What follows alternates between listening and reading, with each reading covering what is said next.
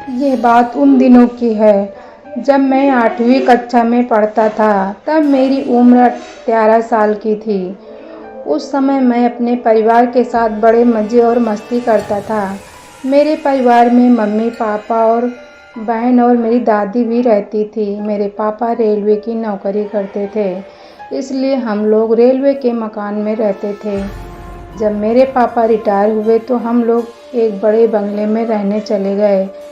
उस बंगले में मैं बहुत खुश था, क्योंकि मैं पहले से सोच रहा था कि हमारा खुद का बड़ा सा घर हो।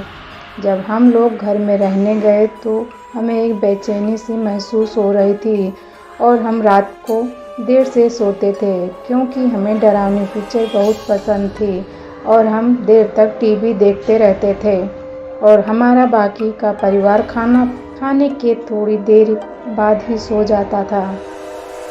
एक दिन की बात है, जब मैं रात में 11:30 बजे टीवी देख रहा था, तब मुझे लगा कि बाहर से कोई आवाज़ आ रही है। मैंने सोचा मम्मी या पापा पानी पीने के लिए उठे होंगे, वहीं से आवाज़ आ रही होगी। उस समय मैंने ध्यान नहीं दिया, लेकिन थोड़ी देर बाद जब मैंने टीवी बंद कर दी तो मुझे फिर से पायल बजने की आवाज़ आ रही थी, जैसे कोई मेरे पास चला आ रहा हो।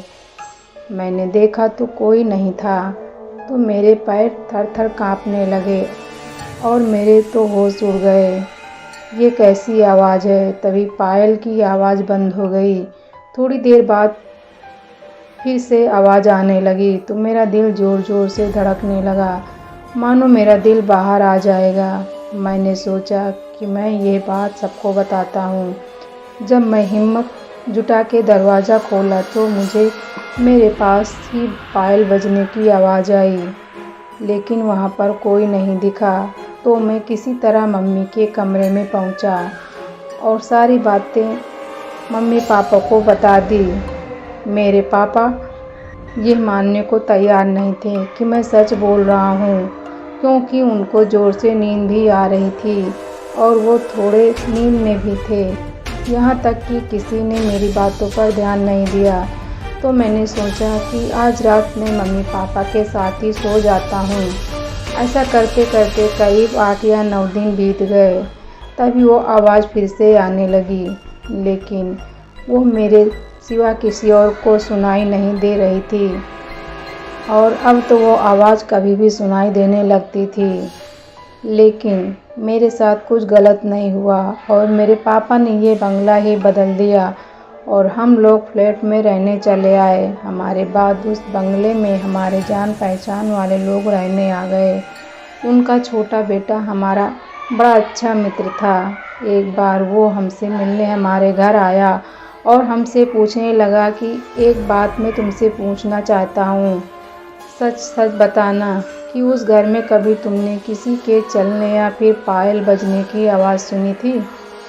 तब तो हमें पक्का यकीन हो गया कि उस घर में कुछ तो था और मैंने फिर से अपने परिवार को बताया। तब उन लोगों ने हमारी बातों पर यकीन किया।